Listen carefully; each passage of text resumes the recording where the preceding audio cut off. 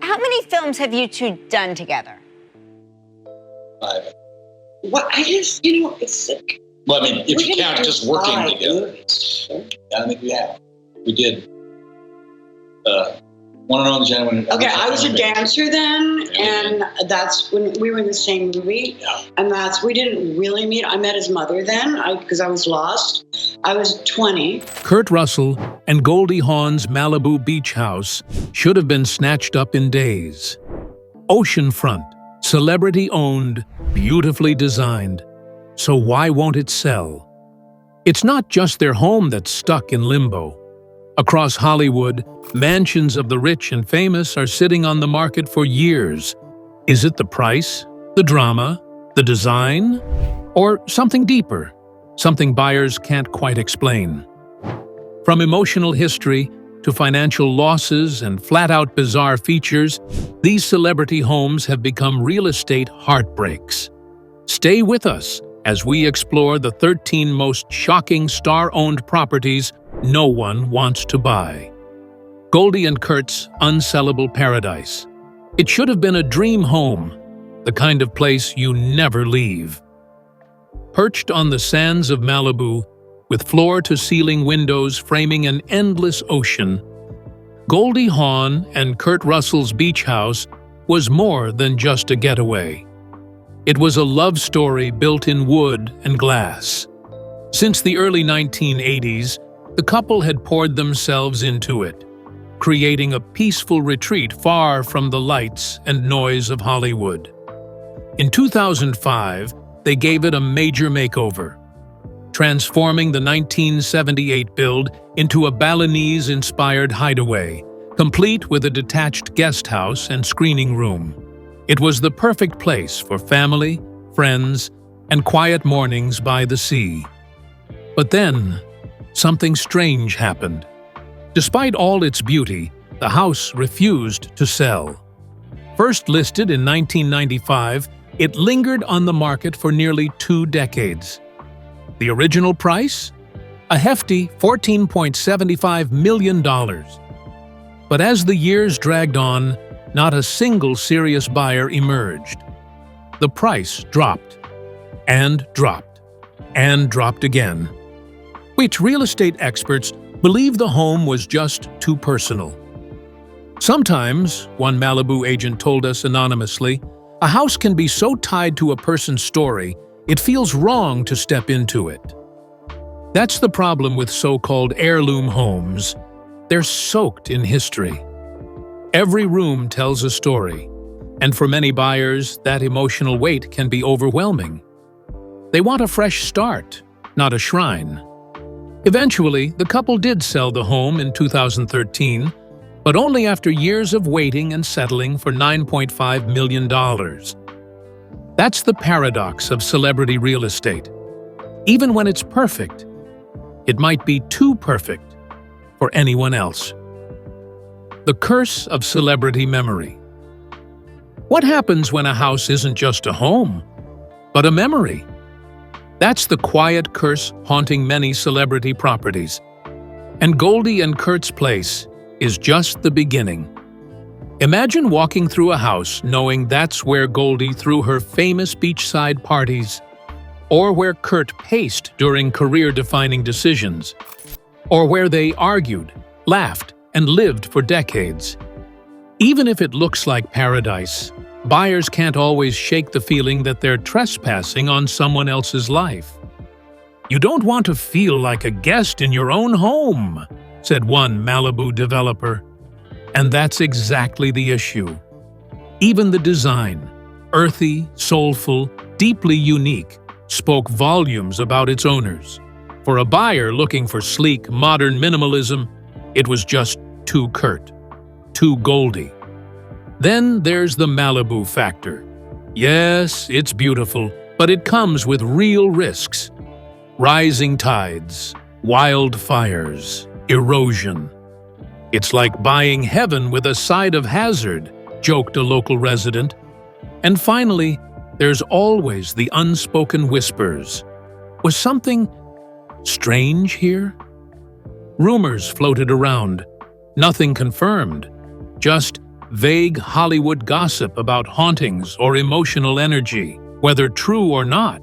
In real estate, perception can kill a sale faster than a crack in the foundation. So while a celebrity name might bring attention, it can also bring baggage. And for many buyers, that's just too much to unpack. Michael Jordan's mansion, a shrine to himself. If houses could talk, Michael Jordan's Highland Park estate would probably just yell, "I'm the greatest." And who could argue?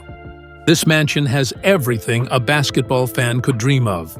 A regulation-size indoor court, a custom cigar room, an infinity pool, and a private gate branded with the iconic number 23. But what if that's the problem?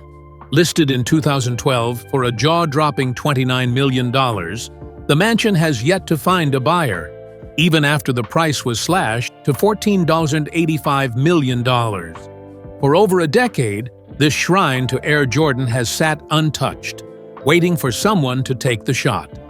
So why hasn't anyone? For starters, it's too Michael. The design, the branding, the energy, it screams his legacy. Most buyers don't want to live inside someone else's autobiography, no matter how famous they are. "It's like moving into a museum," said one luxury agent. "You're not buying a home, you're buying a monument." Then there's the location. Highland Park, Illinois, is a charming suburb, but it's not exactly the go-to spot for the ultra-rich.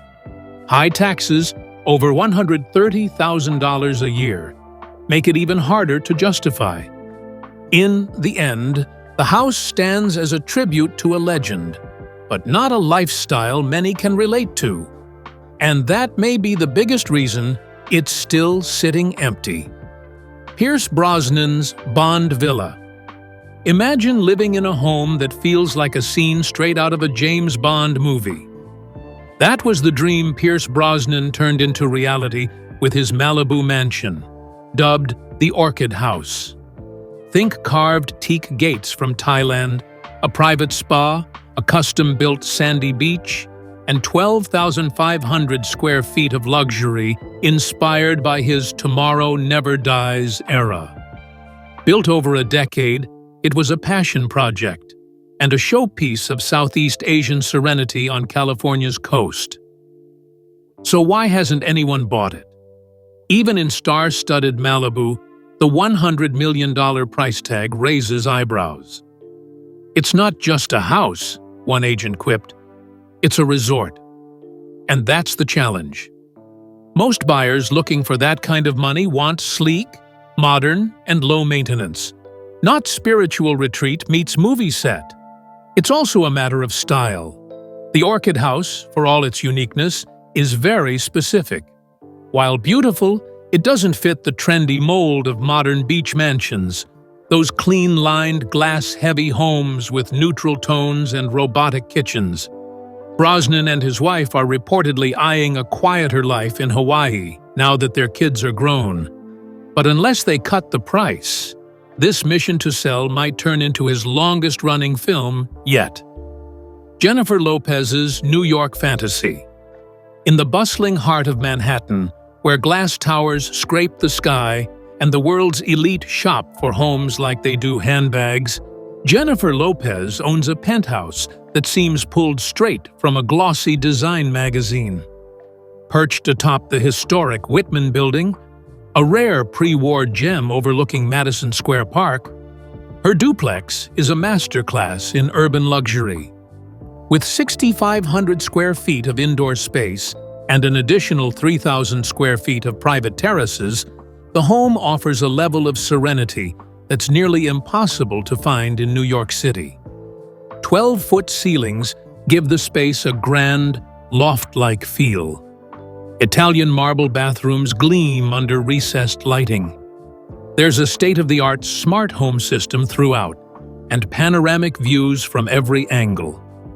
The outdoor areas are so expansive that you could host a private concert, which would feel fitting given the owner's pop superstardom. But for all its glamour, the property still hasn't sold. Lopez bought the penthouse in 2014 for a cool $26 million, likely with visions of hosting dinner parties and raising her twins amid Central Park views. Just 3 years later, in 2017, she relisted it for $26.95 million, a modest markup, especially by celebrity standards. It wasn't a dramatic flip, but it was clear she was ready to move on. What she probably didn't expect was the cold shoulder from the market. Despite its undeniable style, the property lingered. Over time, Lopez quietly dropped the price by nearly $2 million. But even that didn't spark a bidding war. Today, years later, the home remains unsold, gorgeous but empty, like a designer dress no one dares wear. So what's the holdup? The problem lies not in the quality, but in the specificity. It's a dream apartment, one Manhattan broker said, but only for someone with very particular taste. The Whitman combines classic bones with high-tech living, creating a hybrid style that doesn't fit everyone's vision of a dream home. Add to that the sheer scale of the property and its sky-high price tag, and the buyer pool shrinks dramatically. There's also the celebrity factor. While some may see owning J.Lo's penthouse as a power move, others find it intimidating.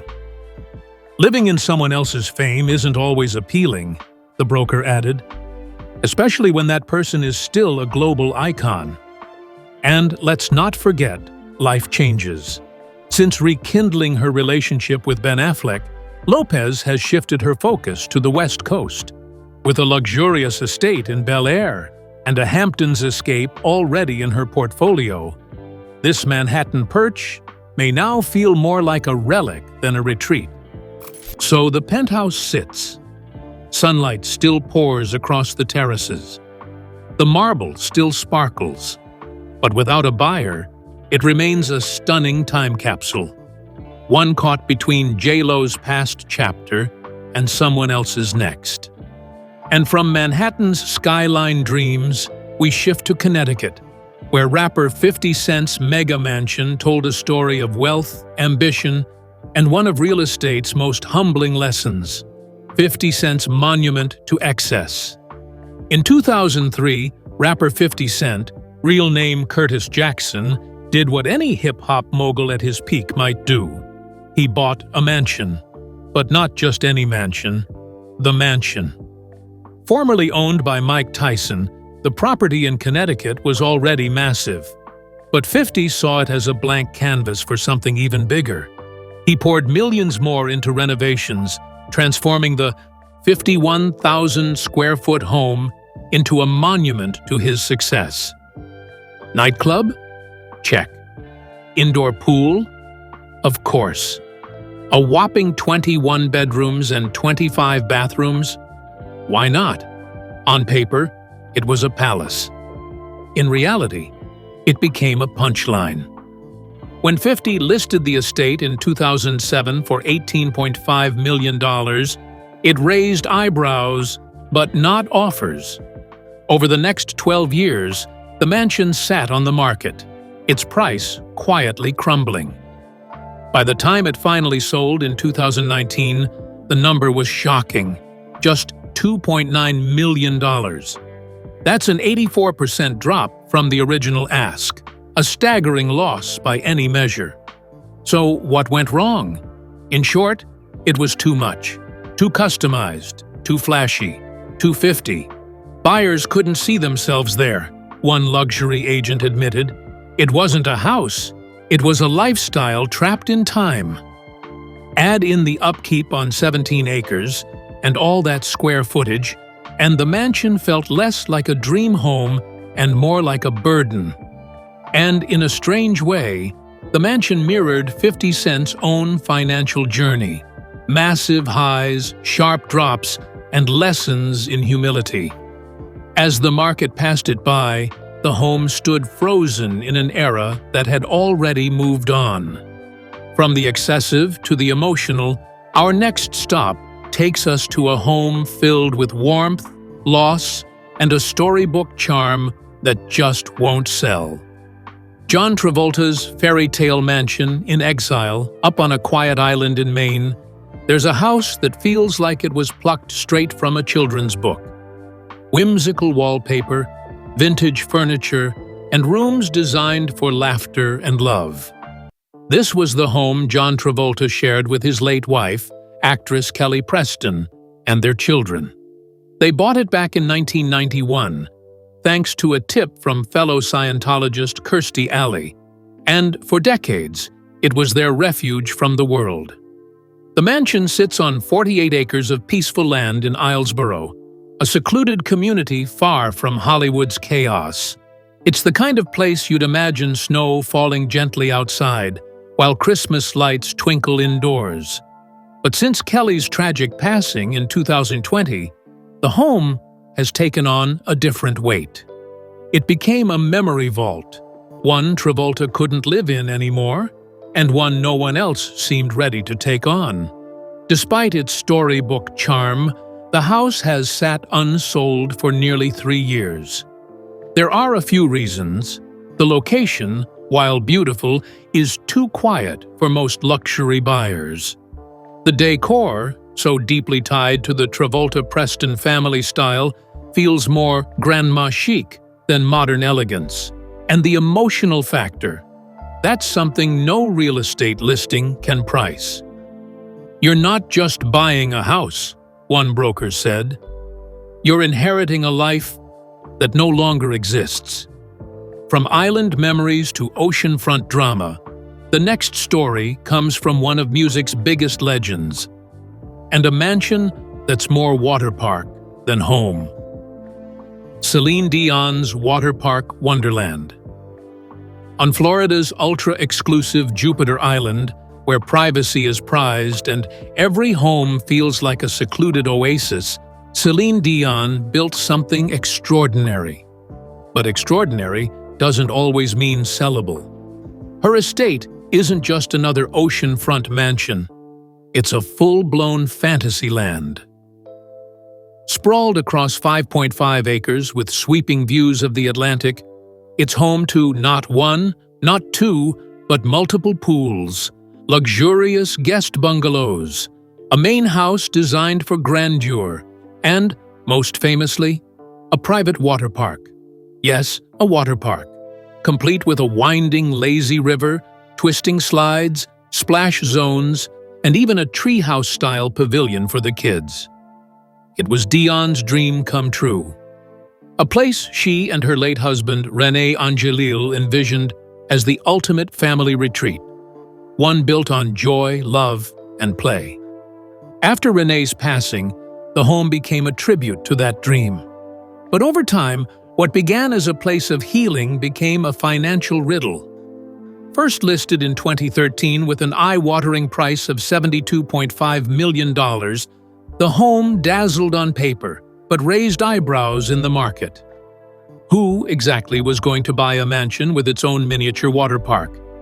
Even as price cuts chipped away at that towering figure, eventually bringing it down to $38.5 million, there were no takers, not even tire kickers.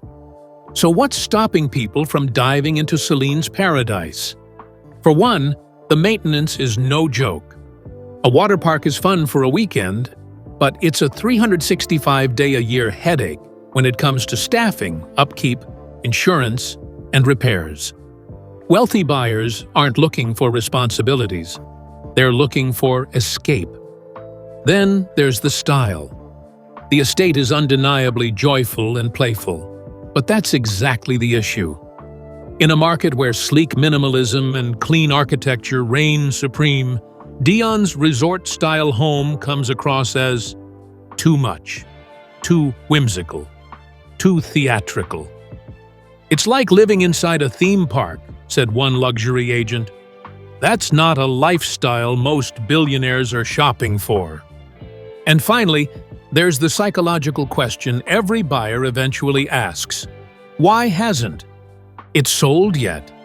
When a listing lingers on the market for years, even after millions in price cuts, people start to worry. Maybe there's something wrong with the foundation, or the zoning, or maybe just maybe, it's cursed by its own fame.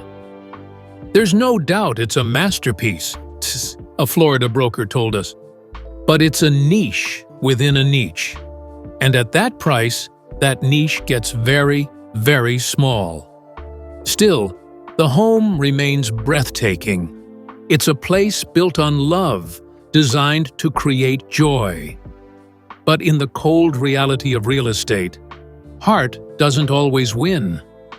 The longer it waits, the more it risks becoming a symbol of excess rather than elegance.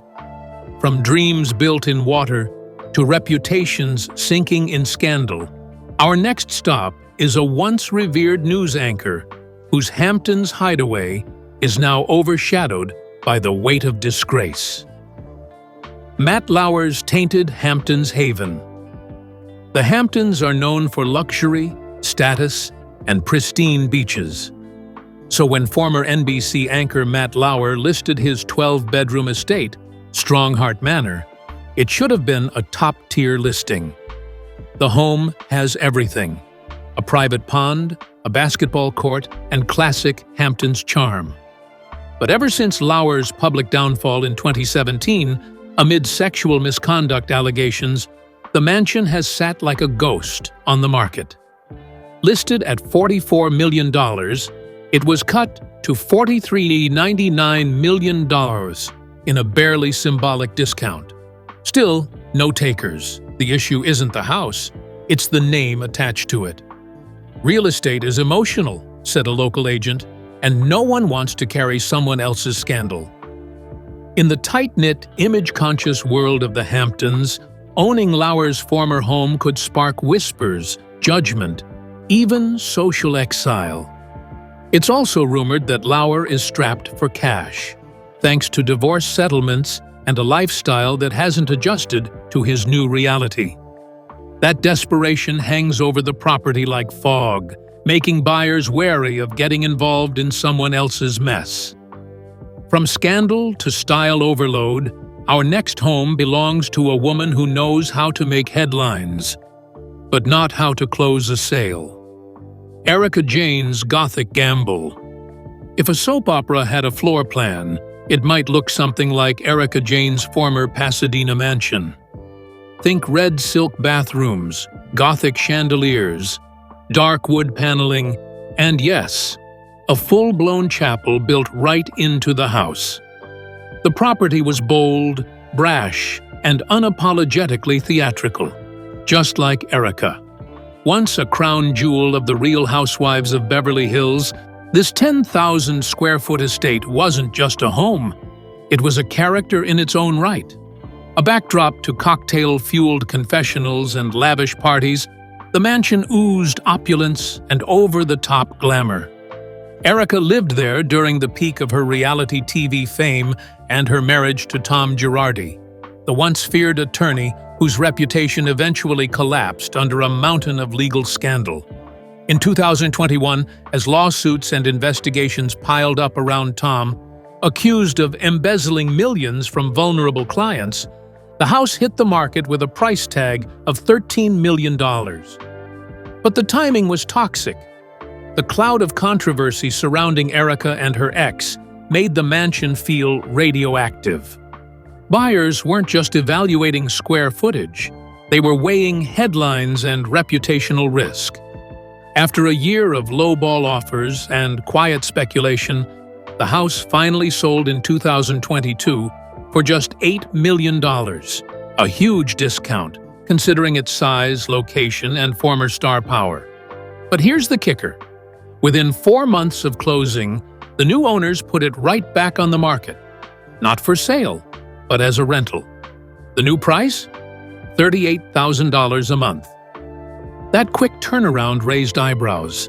Was it a flip gone wrong? A financial maneuver? Or did the new owners walk into Erika's old life and immediately want out? According to sources close to the deal, the buyer initially saw the property as an investment opportunity, banking on its notoriety to attract short-term renters, or perhaps a future resale. But the gamble may have backfired. Despite removing Erica's personal furniture and toning down the decor, the house still carried too much baggage.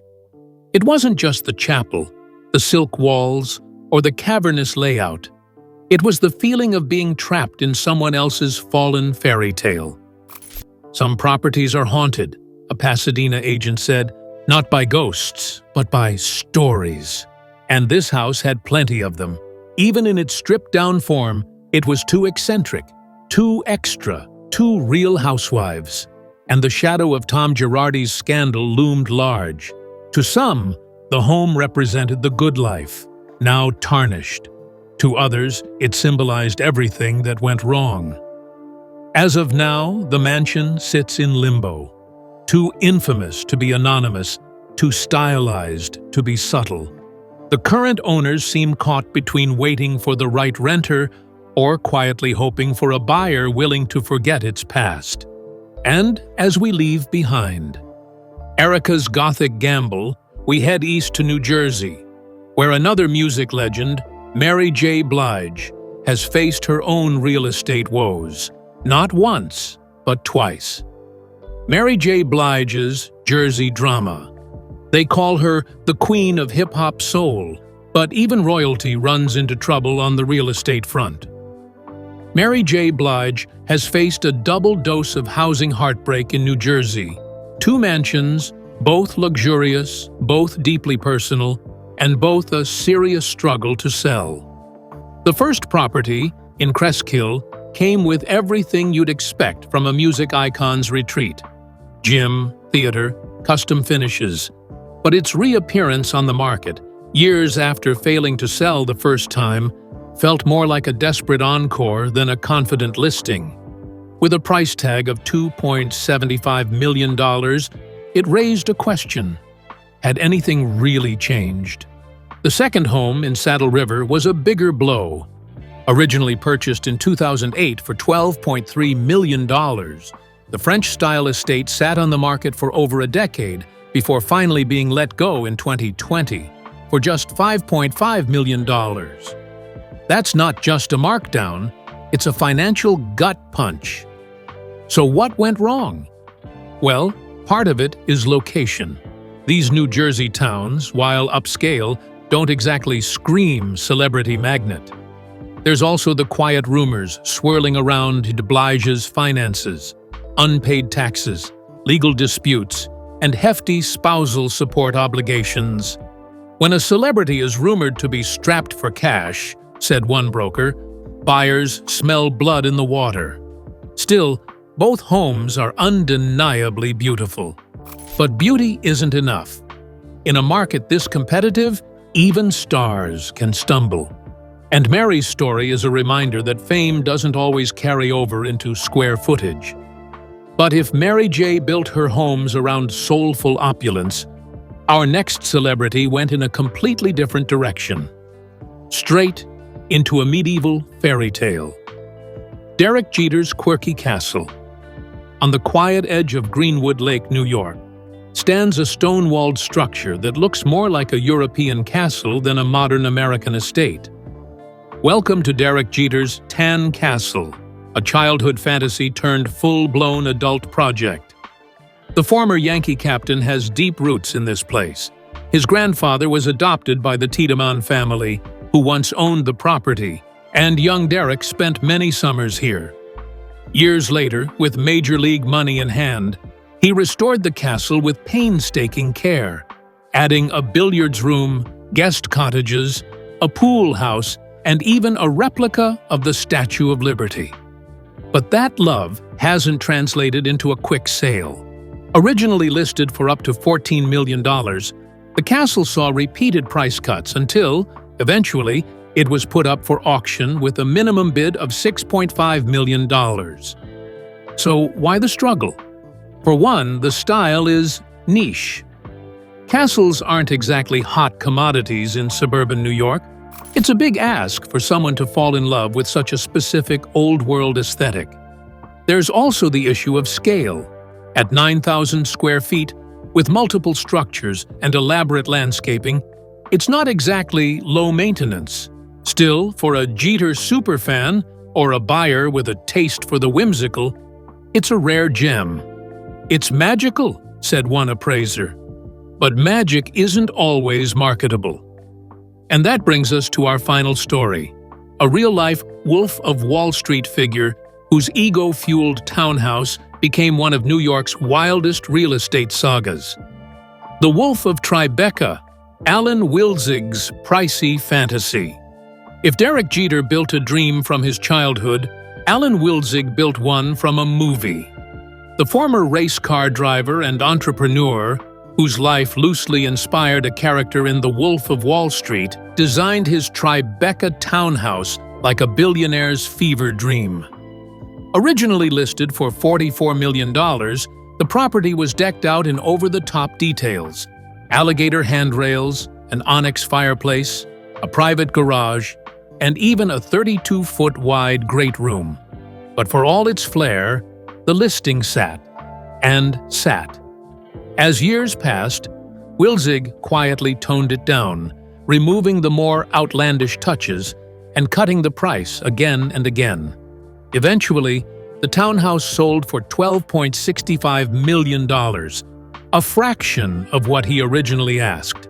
While he still made a profit, the story reads more like a cautionary tale than a victory lap. Why didn't it sell sooner? Part of it was the location. While Tribeca is trendy, it's not exactly the epicenter for billionaire buyers, especially not ones looking for a hyper-stylized, ego-driven fortress. It was too much personality, not enough practicality, said a real estate analyst. And there's the psychology, too. Much like 50 Cent's mansion or Michael Jordan's estate, it became clear that most buyers don't want to inherit someone else's larger-than-life persona. They want a blank canvas, not a shrine to someone else's dreams. In the end, Wilzig found his exit. But the lesson lingers. When it comes to celebrity real estate, bigger isn't always better, and being memorable isn't always marketable. So there you have it. Glamorous homes, big names, and even bigger surprises. Which one shocked you the most? Let us know in the comments. And if you enjoyed this inside look at celebrity real estate, hit that like button, subscribe, and thanks so much for watching. More Hollywood mysteries coming soon.